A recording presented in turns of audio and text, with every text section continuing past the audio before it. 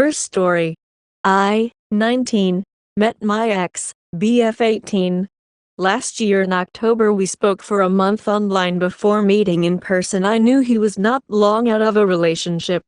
After meeting in person for the first time we went back to his and slept together. It was my first time. Then he asked me to be his GF. We then spent the next almost 7 months in a relationship where I thought we were both happy. He was in active alcoholism throughout our whole relationship and would be getting sober and relapse repeatedly. But I stayed with him and helped him through all of it. I also was going through a lot, including my dad cheating on my mom and leaving, which I thought he was there for me. We spent almost all of our time together either at my house or at his with only a few day breaks in between. I had no suspicions. He got kicked out of his parents' house due to alcoholism and moved in with his grandparents. Just a couple days ago I received a message from a fake account telling me he was cheating and that they knew about my dad and other personal things about me. He told her. I showed this to him, and he immediately started lying and saying he doesn't know what that is, but I could tell of the personal info apped me. He then admitted to cheating on me with his ex, who has lied about him horribly to people. And he said he hated her. I got all the evidence from her, including a video she took in his bed next to him while I'm on the phone crying about my dad. They apparently did it a couple of times at the start of our relationship and once in March before he got kicked out. They would get drunk together and encourage each other's bad behavior. They would also message throughout our whole relationship about meeting up and cheating on me, and she told me he also asked a girlfriend of his for explicit videos and was planning on cheating with her. Since finding out, he cried and told me he is in love with me and he only did it because he was blacking out on alcohol benders, but he was sober during half of the texting. I kicked him out, and since he has been giving me every option to try and start again, I am extremely hurt and betrayed and know I am worth a lot more than this, but he was my first love. And the thought of moving on, or being alone, or someone else doing this to me won't leave my head. I'm very alone right now and would like some advice. My mind keeps going from crying and wanting him to comfort me to crying and hating him and disbelief. Any help on what to do next? Second story. I, 24F, recently found out that my boyfriend of 4 years, 25M, was sexually messaging a man. He says the guy approached him at the airport for directions, which then led to asking what his sexuality was. He says he answered that he's straight, but they exchanged numbers and he claims he doesn't even know the guy's name. The next night they had phone sex. My BF says that the other guy was just talking him through intercourse with me, and that's how he was able to finish. A week later on a Tuesday night they were texting again, pretty explicit stuff and a D-pic from the guy with no response from my BF. The next morning I randomly checked his watch and found the messages. He swears he just got curious and was insecure, but was able to confirm from the D-pic that he was straight and he knew what he did was wrong. He also swears he never met up with that guy or anyone else over the course of our relationship. I'm so torn about giving him a chance, but also I consider what he did cheating. I was wondering to get some advice if this is normally a one-time thing to step out of a relationship with the same gender. Third story. My GF 19 and me, 20M, have been dating for almost 2 years. For anonymity we'll call her Mary. Me and Mary started dating in late 2022. Previous to her, I had dated a girl who for anonymity we'll call Liz. I broke up with Liz to date Mary because I felt I couldn't trust Liz to be loyal. Mary is bisexual, which I thought was really cool when we started dating, because even the small possibility of a threesome sounded amazing. When we started dating I had 2 other bodies and Mary had 0. It took a very long time for us to be able to be intimate with each other due to her being a virgin. Even after I took her V card, the sex wasn't good and hasn't ever been very good. I know this might sound ouchy, but I've only ever heard compliments from previous partners. I was always able to make them finish and last for over 20 minutes. But ever since me and Mary started being intimate I've never been able to make her finish. The douchy part about it is I refuse to believe I'm at fault. She takes a lot of mood stabilizers and antidepressants, so that's what I blame it on. For example, she takes Lexapro, and I've heard it's virtually impossible to finish well on Lexapro. After months of having terrible unsuccessful sex, Mary decided she wanted to have a threesome, and I was thrilled with the idea, as most 18-year-old teenage boys are. It was around this time that Mary and Liz had become close friends. Yes, they became friends after we started dating. Eventually Liz brought the idea up to Mary about having a threesome, and I said yes and we should do it. However, shortly after, I had rediscovered my relationship with God and had become more spiritual, which led to me wanting to be strictly monogamous. When I told Mary, she said she didn't want to force me to do anything and said nothing would happen, but they remained to be friends. Fast forward a couple weeks, I looked through my GF phone. Yes, I looked through her phone at EC. I have valid reasons. I had discovered that they had begun a full-fledged emotional affair behind my back. When I confronted Mary and told her she had to cut off Liz, she actually agreed. But when she no longer had her best friend in her life, she became more depressed and moped around every day. So, trying to be the bigger man and to look out for my GF feelings, I had a talk with Liz and tried to set boundaries. Whenever I talked to her, though, she seemed to only want to talk about our relationship, which I thought was weird and still do to this day. Let me state this. I have zero feelings towards her anymore. Yes, she's still attractive, but I no longer have any feelings beyond that. After that talk, Liz and Mary were friends again. I guess they had talked about wanting to have a threesome, because Mary had repeatedly brought it up.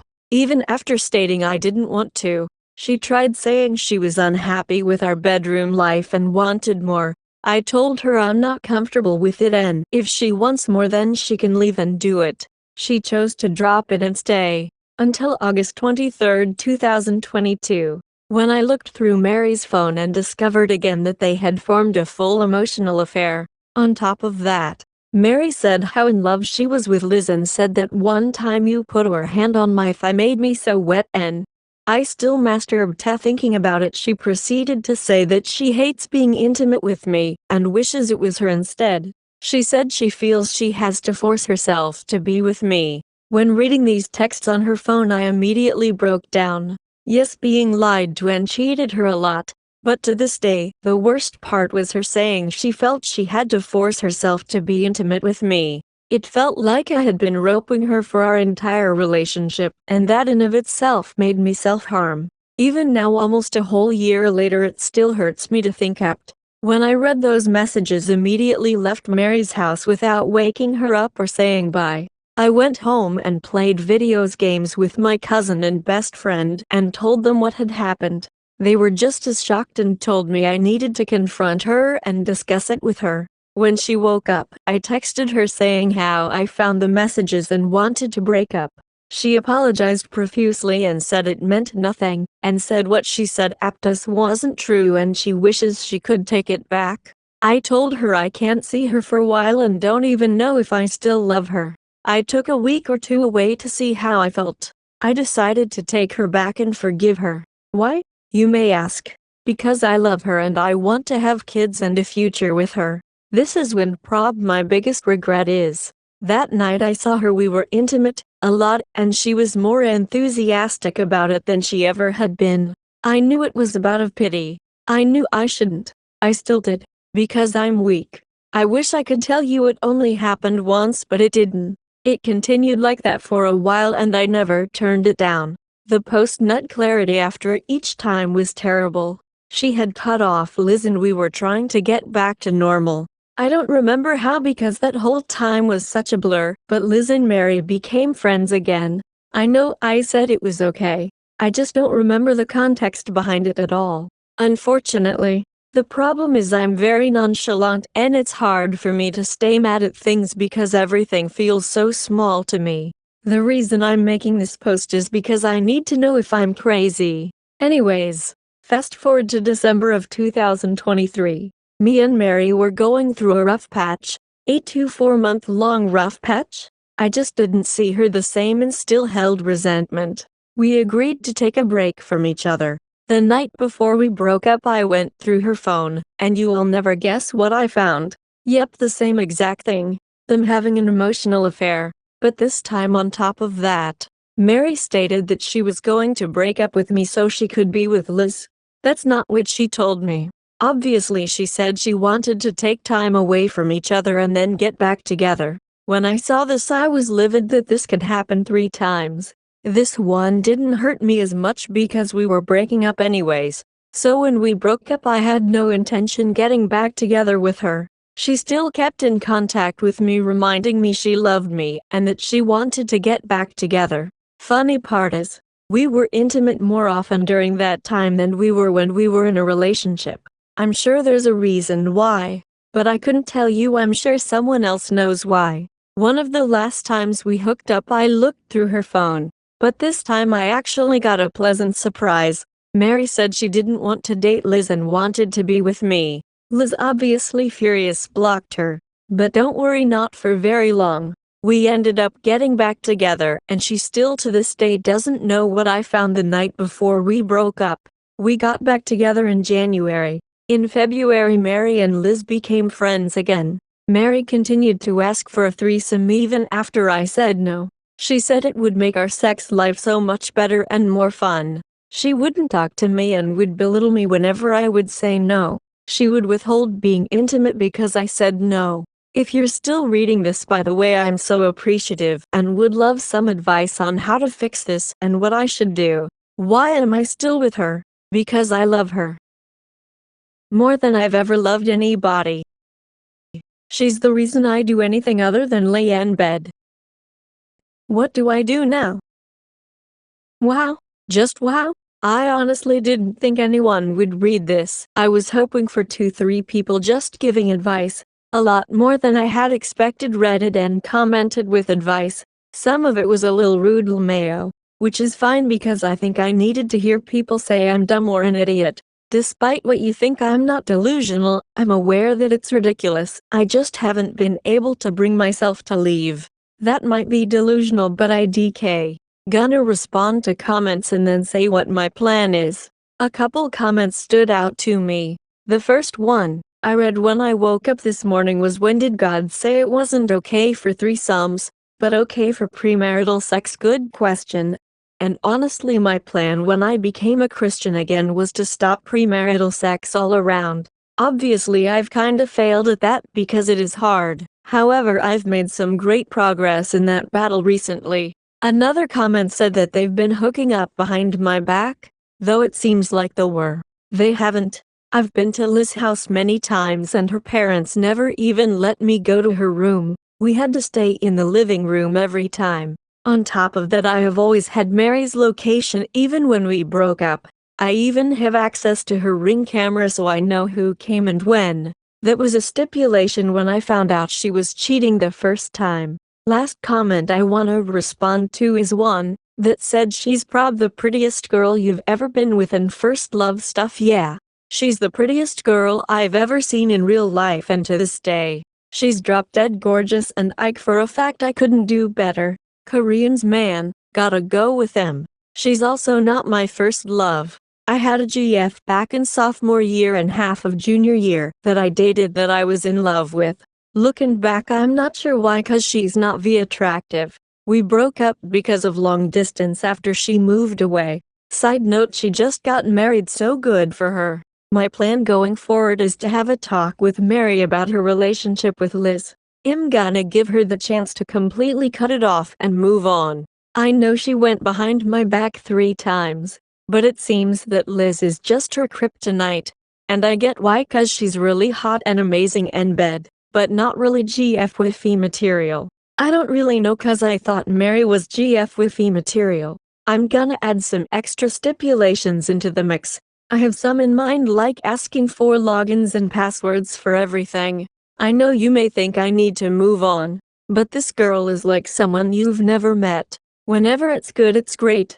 I can still remember a time when she was amazing and my best friend, and I'm just trying to get back to that. I'll have an update either TMR or a couple days later. Also, a side note, I'm moving to Riverside, California in the summer, So if all goes wrong, that could be my out, because quite frankly IDK, if I have the balls to end it. Some might not respect me and that's fine, but I went through my hoe phase and treated women like shit. When I found Mary the first, knew I only ever wanted to be with her. Thank you for the comments, even the rude ones. I hope you get to read all of this and wait for me to update. So it's been a little bit since my last update, and you'll be happy to know that me and Mary have since broken up. I broke up with her on last night. We had a talk a couple weeks ago, and I mentioned how I was unhappy and how I wanted her to be more appreciative of me and more respectful. She said she would, but obviously that didn't pan out. We were having an argument at something, and she was yelling at me and calling me stupid, and she got so angry she slapped me. And she slapped me so hard that my glasses flew off my face. It was in that moment that like a flip switched, and she just wasn't the person I knew anymore. She was something completely different. She was an abusive, manipulating liar. I do still miss her for some reason, but I had to cut her out so I can grow and succeed as a person. IDK, much else to say than that. Hopefully I don't fall into a trap of texting her. I'm gonna really try not to. Any good advice or helpful comments would be greatly appreciated. Thank you for trying to warn me before it was too late. Fourth story. The last 1 week has been like walking in a haze filled with overwhelming sadness and pain. What happened last week? A little context. This summer, my wife and I are celebrating our 10th anniversary. We have 3 beautiful girls, a lovely house, and what I thought was a loving, supportive, with challenges life. We had a sexual reawakening about 2 years ago that lasted about a year. Then last October, my father died, and that really hit me hard. So much harder than I could have imagined. Grief was crippling, and my wife, my best friend, and I used some Colombian white to maintain and get by. After Christmas, I realized that it was stunting my grief process as well as causing some challenges for my wife, physically, so the 3 of us decided it was time to stop. I believed at the time that we had. 1 week ago, I found out that my wife kept using secretly, as did my friend, that my wife had gone into my phone and taken the dealer's number and had been taking money secretly to buy. I was emotionally closed off in my grief, leaving my wife feeling unloved, neglected, and not desired. She started flirting with the dealers and shared with my friend that she was thinking about pursuing something in real life, to which he advised otherwise but didn't tell me. Basically, they were together in my house, while me and the girls were home asleep. Unless they considered to get me out. It continued, as did the use, until 2 weeks ago. In February, I had noticed a lot of money missing from our accounts. When I asked my wife, she admitted to taking the money to buy. I was so upset, disappointed, hurt, that she would lie, steal, and use secretly. She promised to stop, and the accounts reflected that narrative. However, my friend and her had started their affair a couple of weeks prior, and he was, from that point, her provider. When I confronted my wife 1 week ago, she noted that she had a problem and could stop using. A few days later, I had found her a treatment facility, and 2 days later she checked in. Regardless of everything, I need my girls to have their mom, so I put the $23,000 on my credit card to pay for the program. I am happy that she is pursuing treatment and is motivated to clean up. However, she was using until she checked in and now in treatment. We can't unpack all that occurred, leaving me awash in thoughts of the last 3 months and what really happened in every conversation after confronting her. While she was using has proven to be a lie. I don't have anyone. My 2 closest people are lost to me. My world is crushed.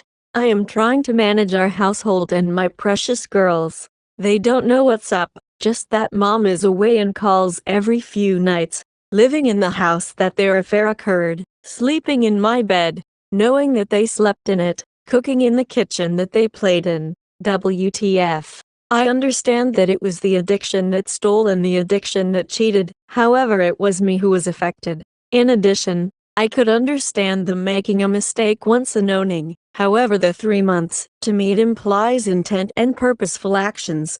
To them it was a drug-induced infatuation and nothing else. I do not know what to do.